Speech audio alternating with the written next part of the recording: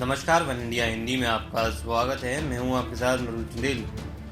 WHO की मुख्य वैज्ञानिक डॉक्टर सौम्या स्वामीनाथन ने कहा है कि संभावित तीसरी लहर की सीमा को कम करने के लिए प्रमुख कोविड-19 संकेतों की बारीकी से निगरानी की जाए।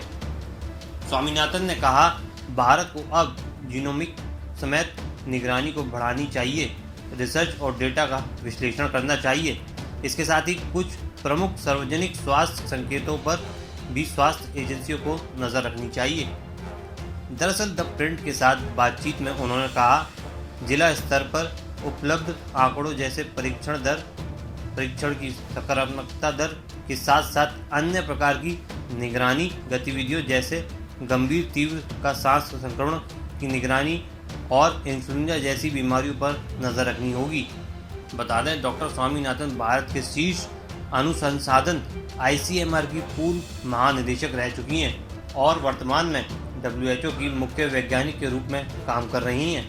उनके मुताबिक पहली और दूसरी लहर के दौरान उपलब्ध आंकड़ों का जीनोमिक सर्विलेंस, रिसर्च और विश्लेषण और सीरो सर्वे का डेटा भी महत्वपूर्ण होगा। उन्होंने आगे कहा कि देश के अंदर अस्पतालों में बेड की उपलब्धता की दर पर नज़र रखनी चाहिए। बता दें, स्वामीनाथन ने इस ओर भी ध्यान दिलाया कि जिन शहरों में पिछले साल सीरो प्रसार की उच्च दर थी, उनमें इस साल भी वृद्धि देखी गई है। साथ ही उन्होंने जीनोमिक निगरानी की तरफ से इशारा किया, क्योंकि इससे वेरिएंट के महत्व को पहचाना जा सकता है। डॉक्टर स्वामीनाथन ने कहा कि भारत के लिए सबसे जरूरी है कि संक्रमण के मामलों को कम से कम रखा जाए। उन्होंने कहा कि ज़्यादातर देश संक्रमण को कम रखने में सफल हुए हैं। वहाँ पर अधिकारियों ने क्लस्टर की पहचान की है और उसके साथ संपर्क में आने वाले सभी का परीक्षण किया है।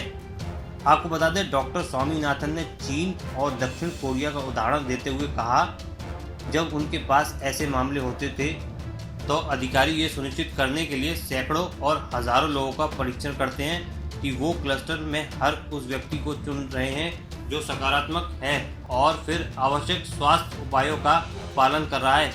इस तरह आप संक्रमण को निचले स्तर पर बनाए रखते हैं। डॉक्टर स्वामीनाथन ने चेतावनी दी कि अगर सरकार अभी निचले स्तर पर होने पर संक्रमण की जांच करने में विफल रहती है तो इस श्रृंखला को तोड़ने के लिए लॉकडाउन ही एकमात्र विकल्प रह जाएगा। इस खबर में फिलहाल इतना ही। बने रहिए वन इंडिया हिंदी के साथ।